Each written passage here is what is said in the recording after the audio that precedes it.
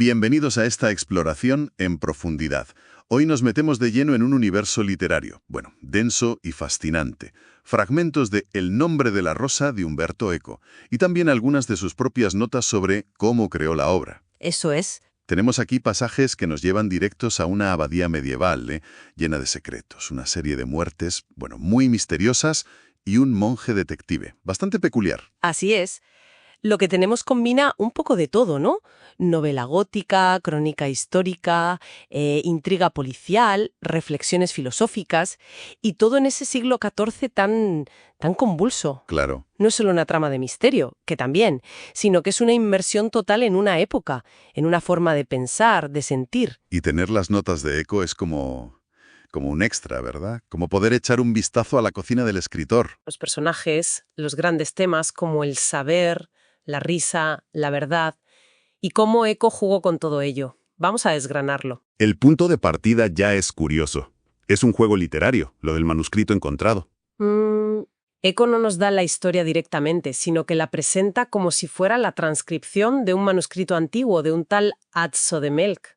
Y luego capas y capas. Un abate Valiet, una edición que no existe. Sí, es un recurso clásico, el manuscrito encontrado, pero Eco le da una vuelta de tuerca genial. Lo usa para meternos en la piel de Azzo. Claro. Azzo, que escribe ya de mayor, recordando lo que vivió de joven, de novicio benedictino, con su maestro, Guillermo de Baskerville. Azzo es nuestra ventana a ese mundo. Es el narrador testigo. Exacto, es el testigo que está aprendiendo que a veces se asombra, a veces se aterroriza, y su perspectiva, digamos, ingenua, nos permite descubrir la abadía y sus líos a la vez que él. Y su maestro, Guillermo de Baskerville. ¡Qué personaje! Tremendo. Azzo lo describe casi como un superhéroe, ¿no? Ágil con 50 años, esos mechones amarillos raros en las orejas, una mirada que lo capta todo. Sí. Y la capacidad de observación que tiene es increíble.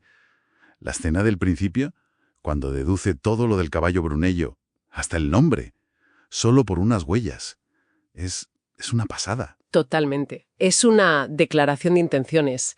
Guillermo es la razón emergente, casi científica, en un mundo dominado por el dogma, por la superstición. Ya. Fue inquisidor, pero uno diferente.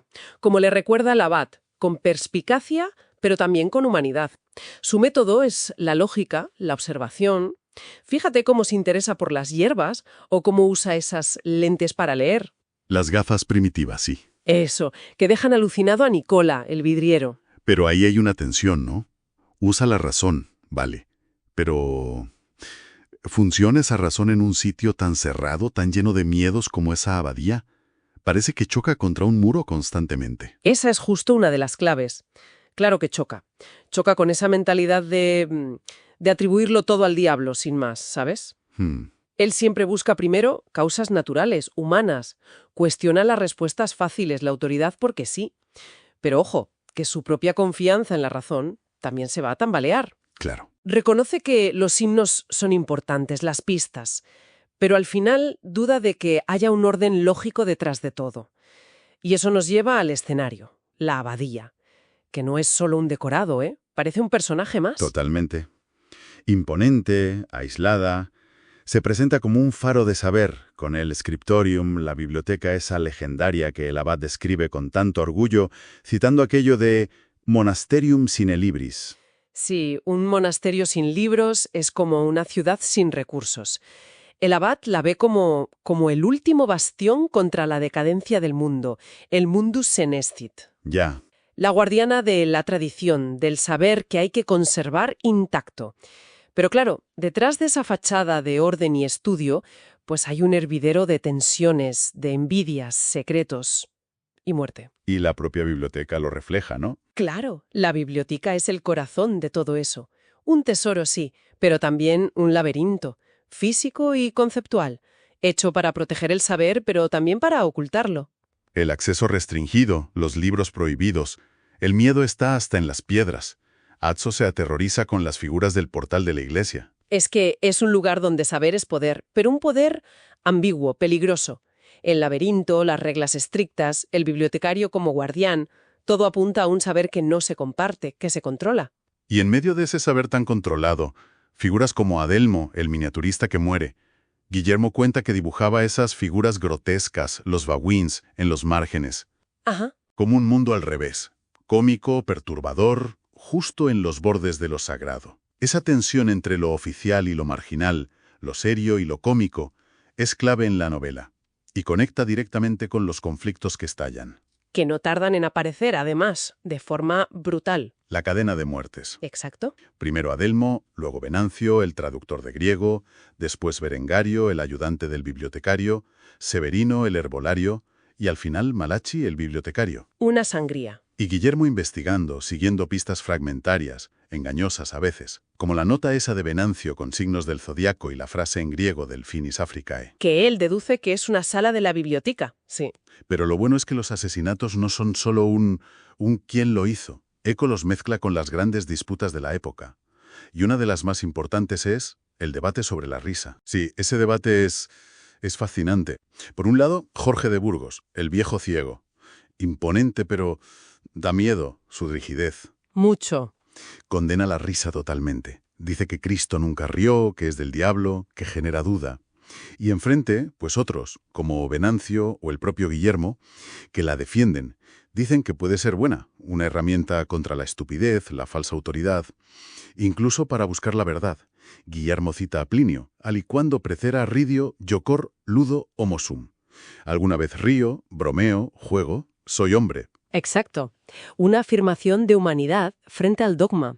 Y lo más fuerte es que este debate, que parece filosófico, está ligado al objeto más buscado y temido de la biblioteca, el segundo libro perdido de la Poética de Aristóteles, sobre la comedia. Ahí está la clave. O sea, el miedo a la risa es miedo al pensamiento crítico, a cuestionar. Precisamente. Jorge teme que si Aristóteles legitima la risa, se abre la veda para cuestionarlo todo, hasta lo más sagrado. El miedo a la risa es miedo a perder el control sobre cómo se interpreta el mundo. Y aquí Eco mete sus ideas. Quería mostrar cómo las ideas filosóficas tienen consecuencias reales, y a veces mortales. Y encima está toda la tensión política y religiosa del momento histórico. Estamos en 1327, plena lucha entre el Papa Juan XXII en Aviñón y el emperador Ludovico de Baviera, que tenía el apoyo de los franciscanos espirituales, los que defendían la pobreza de Cristo a tope, chocando con la riqueza del Papa. Claro, y por eso la abadía, aunque esté aislada, es un reflejo de esas tensiones. Allí está escondido Ubertino da Casale, un líder espiritual famoso, perseguido. Sí. Y otros personajes con pasalos complicados, ¿no? Ligados a herejías, como Salvatore, el que habla esa mezcla de idiomas y estuvo con los Fraticelli y Dulcino, o Remigio, el cillerero.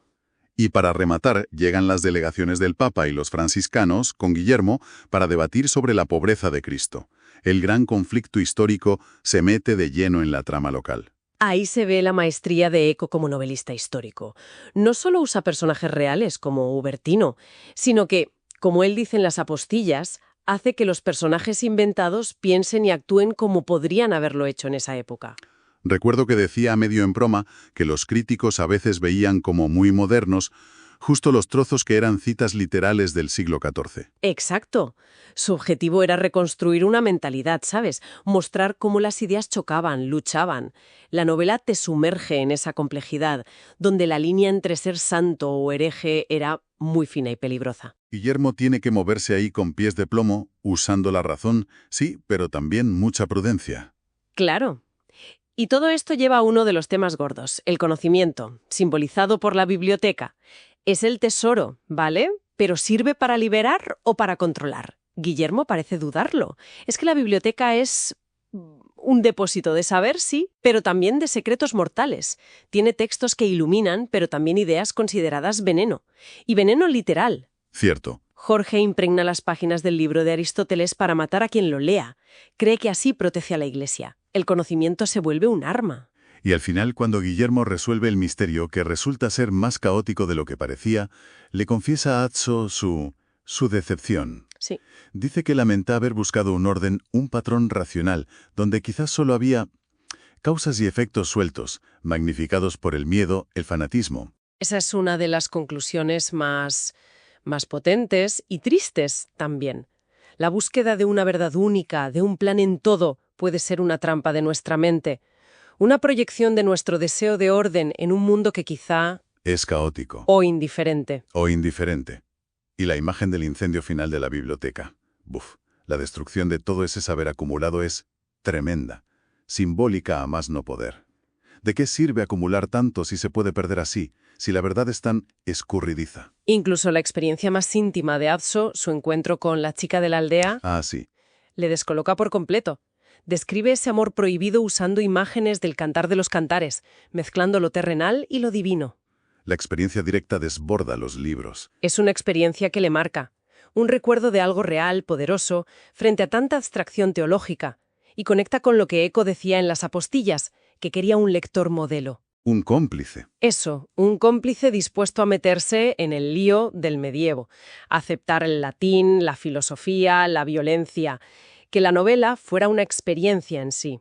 Eco también contó que pensó en otros títulos, ¿no?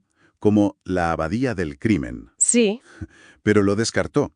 Es interesante, porque el elegir el nombre de la rosa, que es mucho más enigmático, subraya que esto va más allá de un simple crimen. sin duda. Ese título final, tan poético, tan ambiguo, apunta a los signos, a las palabras que intentan nombrar una realidad que quizás siempre se escapa, como la rosa del poema final que cita Adso, que solo queda en su nombre.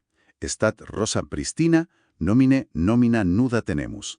La rosa primigenia persiste en el nombre, solo poseemos nombres desnudos. Refuerza esa sensación de pérdida, de fragmentación del saber, de lo difícil que es atrapar la verdad.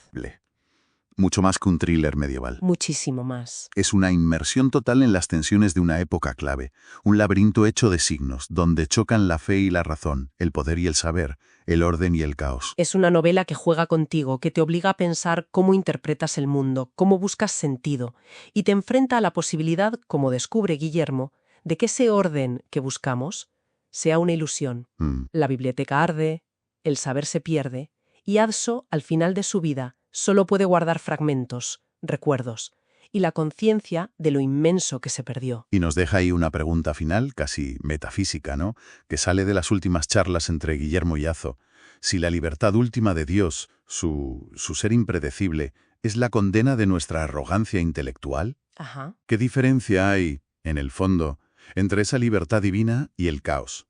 ¿Se puede construir un saber sólido si el universo no sigue necesariamente un orden que podamos comprender? Una pregunta. Abismal, que va mucho más allá de la abadía y nos toca de cerca, ¿no? En nuestra propia búsqueda de conocimiento, en un mundo que, bueno, por mucho que avancemos, sigue siendo un enigma. Un eco que resuena desde el siglo XIV hasta hoy.